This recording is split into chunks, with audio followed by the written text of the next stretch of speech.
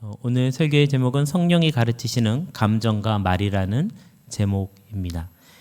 우리는 현대사회를 살아가면서요, 나름대로의 그 삶의 지혜를 사람들이 깨닫게 되면 그 삶의 지혜에 대한 책을 씁니다. 그리고 그 책의 그 종류를 분류할 때 자기계발서라고 이렇게 분류를 해요. 제가 읽었던 책 중에는 원 헤빗이라는 책이 있었는데, 한 가지 습관을 들인다라는 이런 책이었어요. 그 책에서 굉장히 인상적이었던 거는, 어떤 목표를 세워서 내가 그걸 달성을 하는데 이 목표가 나한테 버거우면 그 목표를 조금 낮춰가지고 내가 매일매일 할 수 있게 만든다라는 것이에요. 가령 이제 이런 식의 이제 U자로 돌아오는 것을 이제 생각을 해가지고, 만약에 내가 하루에 30분 이상 독서를 하기로 했다. 30분 독서가 쉽지 않습니다. 네. 했는데 만약 30분을 달성을 못하면 좀 목표를 줄여서 15분 정도로 바꿔본다는 거예요. 그래서 그걸 달성할 수 있으면 매일매일 15분을 하고, 그러고 나서 조금씩 늘려가는 거죠. 16분, 17분. 그래서 결국에는 30분까지 갈 수 있고, 그걸 또 뛰어넘어서 또는 1시간, 2시간도 할 수 있게 된다는 거죠. 그래서 이렇게 자신의 것들을 내가 달성할 수 있는 수준에서 점차 늘려가는 거, 그것을 원 헤빗이라고 이렇게 얘기를 했는데, 이런 원리를 품고 있는 2025년도에 그 키워드 중에 하나가 뭐가 있냐면요, 그 원 포인트 업이라는 게 있어요.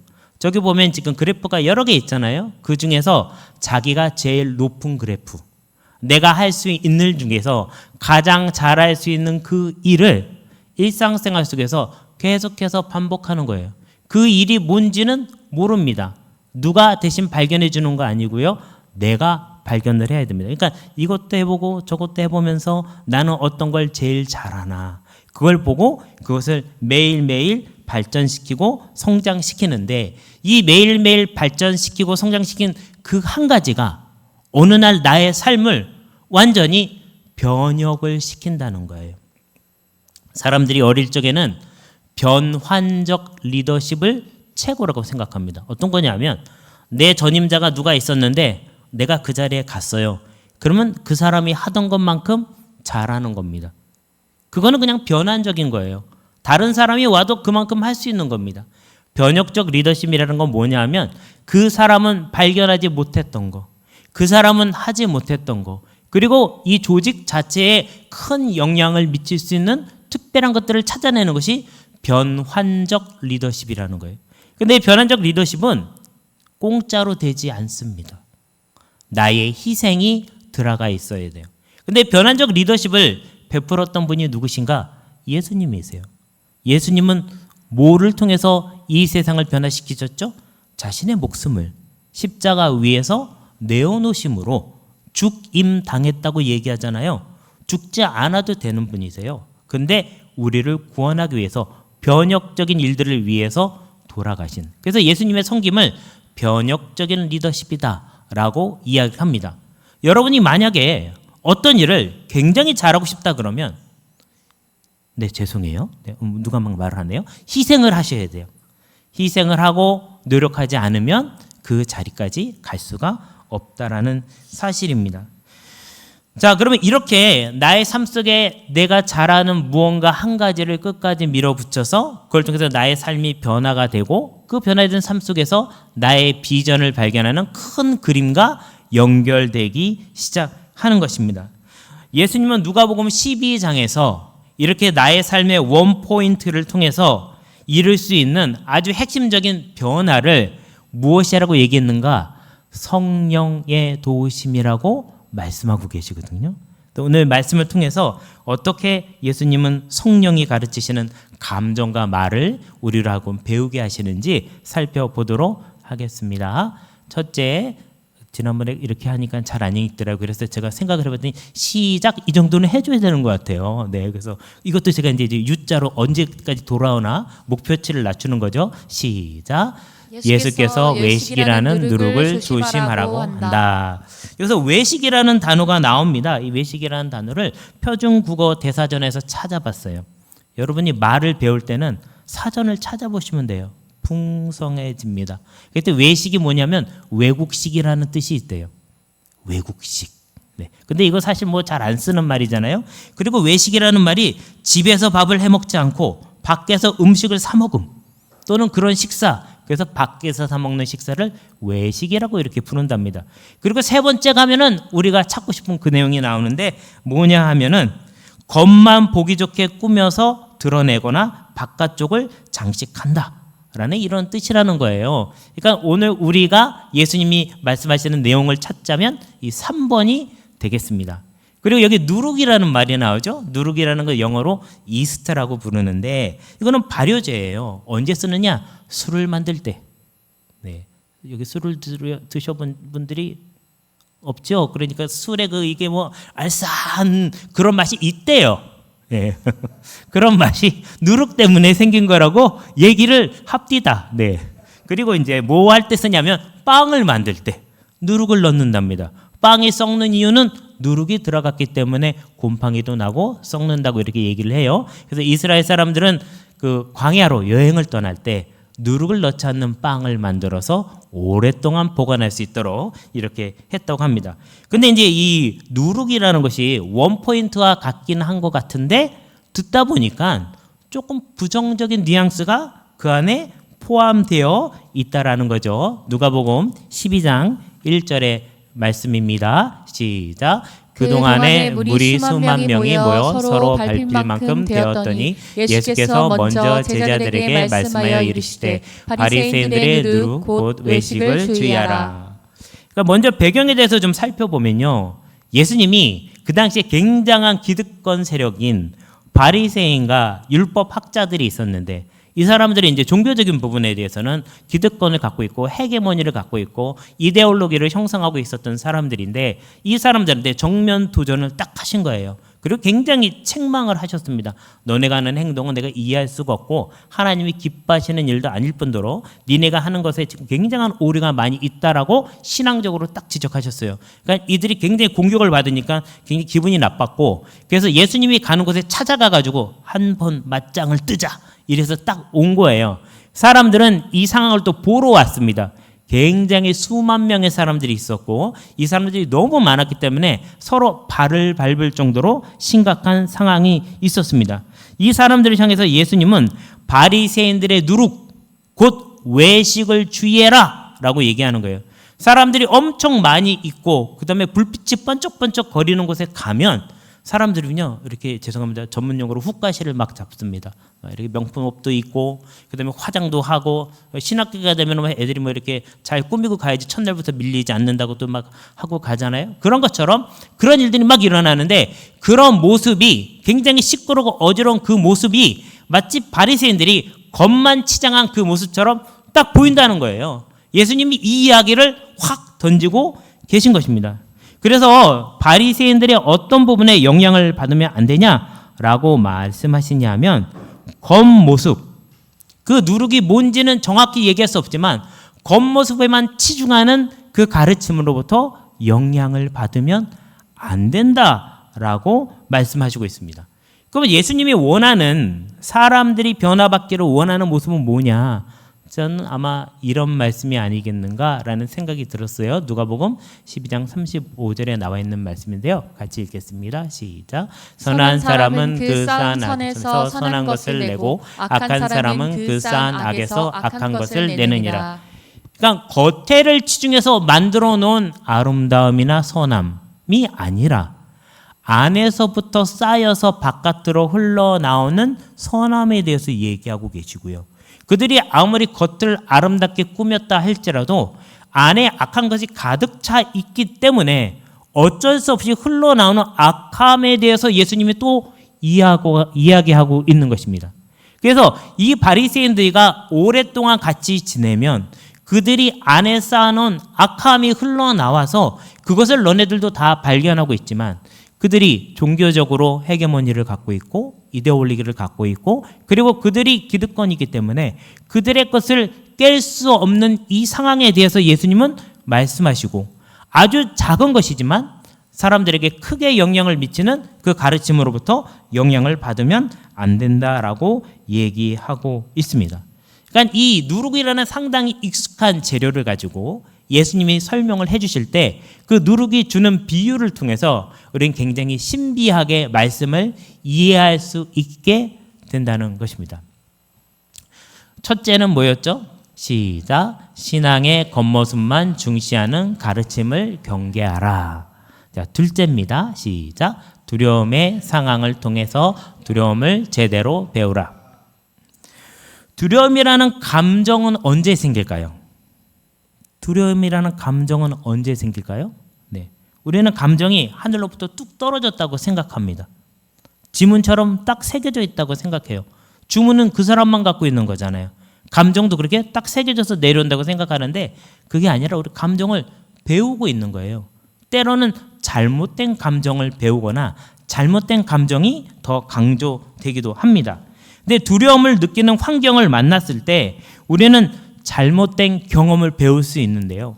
예전에 우리 아이가 달라졌어요. 이제 오은영 박사님이 하기 전에는 저 이하여대 아동학과에 계신 백종화 교수님이 그것을 하셨습니다. 근데 그분이 이제 어디 교회 이제 다니시고 계시기 때문에 저도 이제 그분을 만나서 뭐 필요한 것도 질문을 하기도 하고 우리 아이가 어렸을 때는 이제 상담도 해주시고 우리 아내에게는 부모 교육도 해주셨는데 제가 기억에 남는 부분이 있어요. 뭐냐 하면 그 폭력이라는 것이요. 사람을 누가 이렇게 때리잖아요. 그러면 정상적인 판단이 안 된답니다. 그 다음부터. 이게 맞는지 틀리는지 이걸 거부할 심이 생기지를 않는데요. 그래서 어이없는 요구나 질문에도 대답을 하고 들어주게 된다는 거예요. 그러니까 정상적인 사고가 안 되는 거죠. 우리가 볼 때는 저거는 말이 안 되는 건데 그걸 들어주고 있다는 거예요. 그러니까 예수님은 이렇게 어이없는 상황에 대해서 성경을 통해서 말씀해주고 계세요. 누가복음 12장 4절 5절의 말씀입니다. 시작. 내가 내 친구 너희에게 말하노니 몸을 죽이고 그 후에는 능히 더 못하는 자들을 두려워하지 말라. 마땅히 두려워할 자를 내가 너희에게 보이리니 곧 죽은 후에 또한 지옥에 던져넣는 권세 있는 그를 두려워하라. 내가 참으로 너희에게 이르노니 그를 두려워하라.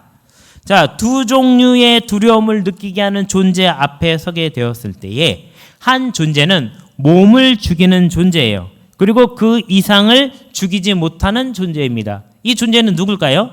로마 황제를 얘기하는 겁니다. 로마의 압제를 당하고 있었고 명령을 따르지 않으면 군대에 의해서 죽임을 당합니다. 그러니까 로마 황제가 이들에게는 몸을 죽일 수 있는 존재예요. 근데 여러분 잘 생각을 해봐요. 이미 죽은 사람은 두려움을 느낍니까? 못 느낍니까? 죽었으니까 숨도 쉬지 못하고 밥도 먹지 못하고 두려움도 느끼지 못합니다. 그러면 이 두려움을 느끼는 사람은 누굴까요? 살아있는 사람, 옆에 사람이 죽은 거를 본 사람이 두려움을 느끼고 무서움을 가지는 거예요. 그러니까 나머지 사람들을 통치하기 위해서 누군가는 죽이고 누군가는 때리고 누군가는 괴롭히는 겁니다. 뭐로요? 군대의 힘으로. 그게 누구라고요? 로마의 황제. 그러니까 이 로마의 황제는 사람을 죽일 수는 있지만 영혼은 어떻게 하지 못하는데 사람들이 일단 눈앞에 보이는 사람이 죽으니까 제대로 된 판단을 내리지 못하고 두려움이라는 감정을 잘못 배우고 있는 것입니다. 이럴 때 예수님은 진짜 두려워해야 될 존재는 무엇이냐? 너희들 육체는 죽을 수 있지만 영혼은 죽지 않는데 그 영혼까지도 죽이시는 분이 계시는데 하나님이시고 너희를 압제하고 힘들게 하고 괴롭게 만들었던 그 로마 군인들의 몸을 죽일 뿐만 아니라 영혼까지도 지옥에 멸하게 하셨는 분이 하나님이시다. 그래서 두려움에 대한 잘못된 개념을 벗겨내시고 두려움에 대한 올바른 개념을 그들에게 집어넣음으로 해서 이제는 눈앞에 보이는 창으로, 칼로, 발로, 힘으로 몰아치는 로마 군인이 아니라 하나님을 무서워해야 한다. 몸은 죽지만 영혼은 살아있기 때문에 너희들은 영원히 살 수 있다라고 얘기하는 것입니다.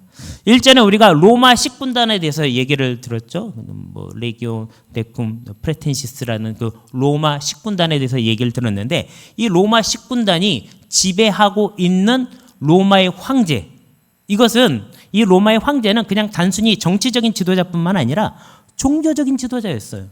그래서 나는 신이고 신의 아들이다라고 얘기했기 때문에 이 군대가 이 억압하고 있는 이 상황은 마치 영적인 귀신이 우리를 누르는 것 같이 힘들고 어려운 상황이었고, 이 억압이 얼마나 셌는지 심약한 사람들은, 유리 멘탈은, 마상을 심각하게 요즘도 마상이란 말을 쓰나요?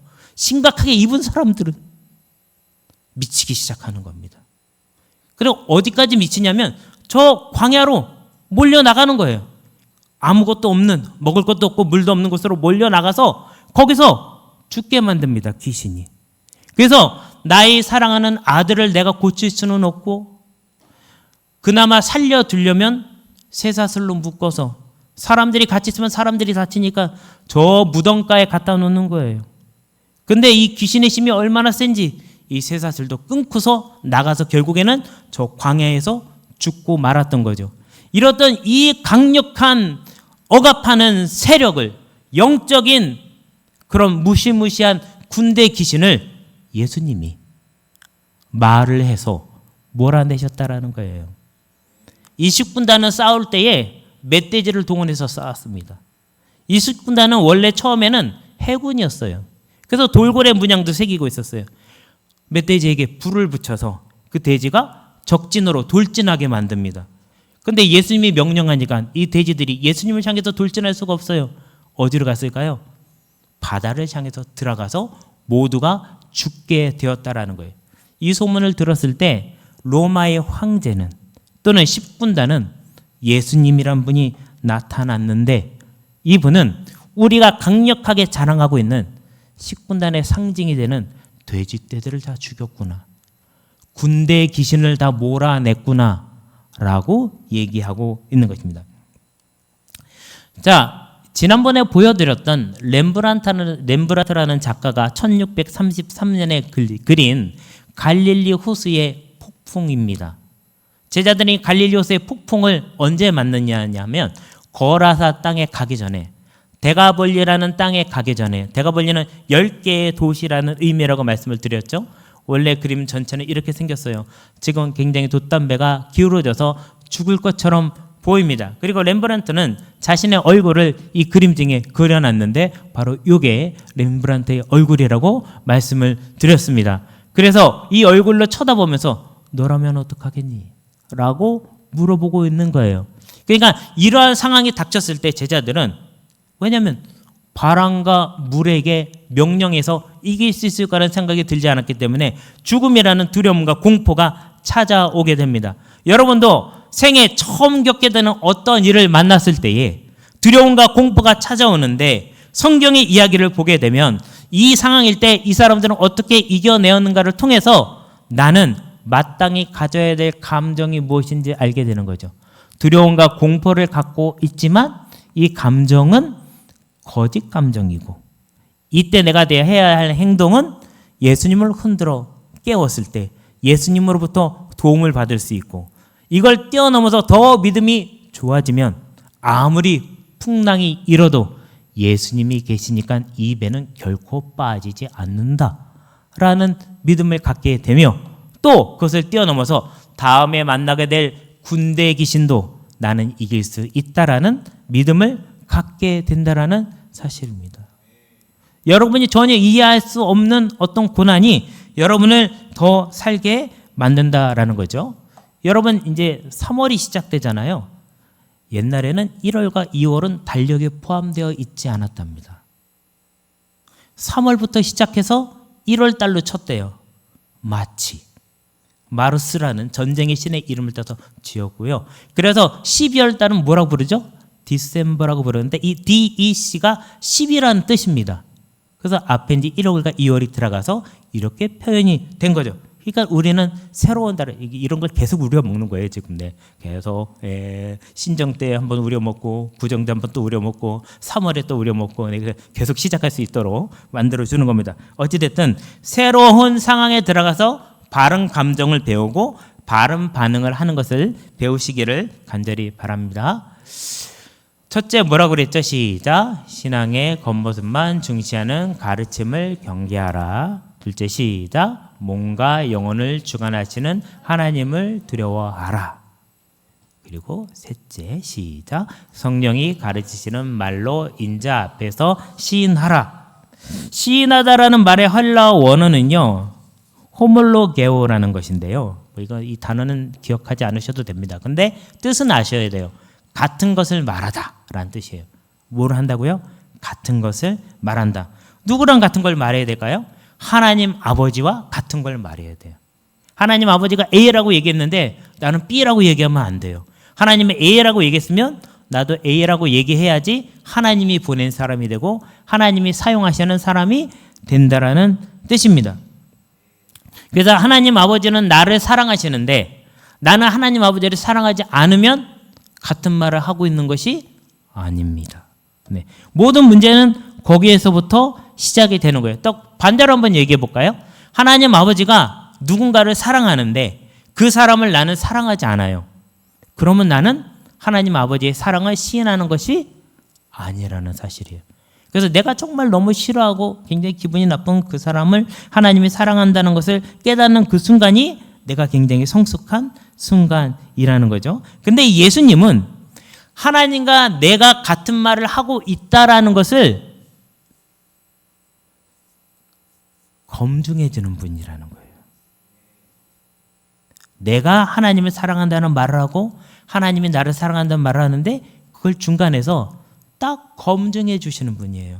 그래서 이 예수님이 딱 중간에 끼어 있는데 여기 보니까 예수님이란 말이 없잖아요. 인자라는 말이 있잖아요. 사람의 아들이라는 뜻인데 근데 이 말은 곧 하나님의 아들이라는 예수님이 사용한 자신을 지칭하는 암호예요. 암호. 나를 지칭하는 암호. 예수님이 스스로 지칭하는. 그래서 인자라는 말을 쓰고 있다라는 겁니다.